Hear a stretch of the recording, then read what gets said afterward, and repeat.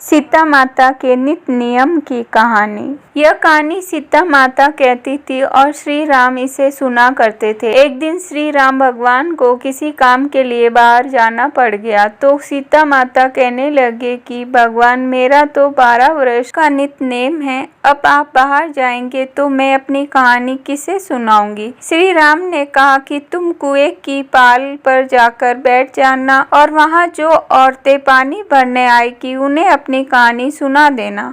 सीता माता कुएं की पाल पर जाकर बैठ जाती हैं। एक स्त्री आई, उसने रेशम की जरी की साड़ी पहन रखी थी और सोने का घड़ा ले रखा था। सीता माता उसे देख कहती है कि बहन, मेरा 12 वर्ष का नित्य नेम सुन लो।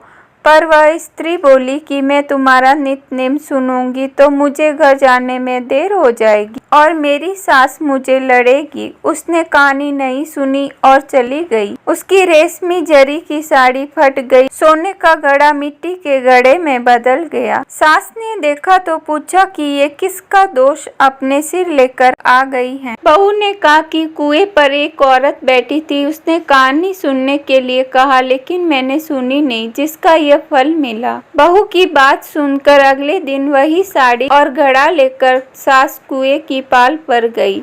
सास को वही माता सीता बैठी मिली तो माता सीता ने कहा कि बहन, मेरी कहानी सुन लो। सास बोली कि मैं एक बार छोड़ 4 बार कहानी सुन लूंगी। सीता माता बोली, राम आए, लक्ष्मण आए, देश के पुजारी आए, नित्य नेम का नेम लाए, आओ राम, बैठो राम, तपी रसोई जिमो राम, माखन मिश्री खाओ राम, दूध बतासा पियो राम, सूत के पल का मोठो राम, शाल दुशाला पोठो राम, शाल दुशाला ओढ़ो राम, जब बोलू जब राम ही राम, राम सवारे सबके काम, खाली घर भंडार भरेंगे, सबका बेड़ा पार करेंगे, श्री राम जय जय राम। सास बोली कि बहन, कहानी तो बहुत अच्छी लगी। कहानी सुनकर सास घर चली गई और उसकी साड़ी फिर से रेशम जरी की बन गई। मिट्टी का घड़ा फिर से सोने के घड़े में बदल गया। बहू कहने लगी, सासू माँ, आपने ये सब कैसे किया? सास ने कहा कि बहू, तू दोष लगा के आई थी और मैं अब दोष उतार कर आ रही हूँ। बहू ने फिर पूछा कि वह कुएं वाली स्त्री कौन है? सास बोली कि वे सीता माता थी। वे पुराने से नया कर देती हैं, खाली घर में भंडार भर देती हैं, वह लक्ष्मी जी का वास घर में कर देती हैं, आदमी की जो भी इच्छा हो उसे पूरा कर देती है।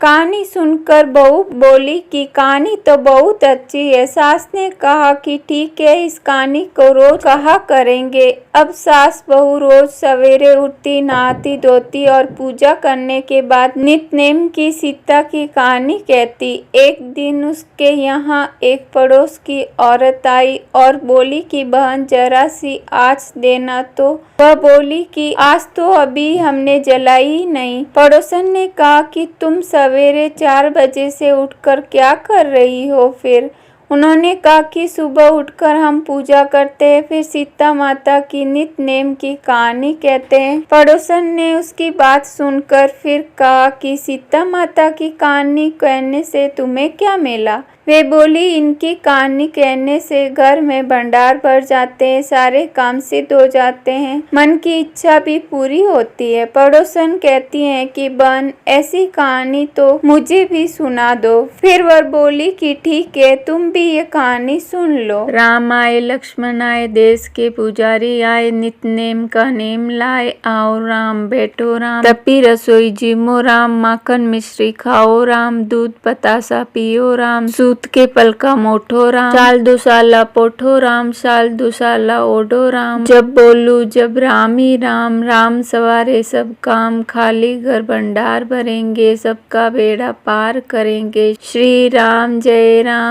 जय राम। सारी कहानी सुनने के बाद पड़ोसन कहने लगी, बहन, कहानी तो मुझे बहुत अच्छी लगी। अब वह पड़ोसन भी नित्य नेम सीता माता की कहानी कहने लगी। कहानी कहने से सीता माता ने पड़ोसन के भी भंडार भर दिए अब तो पूरे मोहल्ले के नित नेम की कथा चल पड़ी। हर किसी की मनोकामना पूरी होने लगी। हे सीता माता, जैसे आपने उनके भंडार भरे वैसे ही आप हमारे भी भंडार भरना, कहानी सुनने वालों के भी और कहानी कहने वालों के भी। जय सिया राम।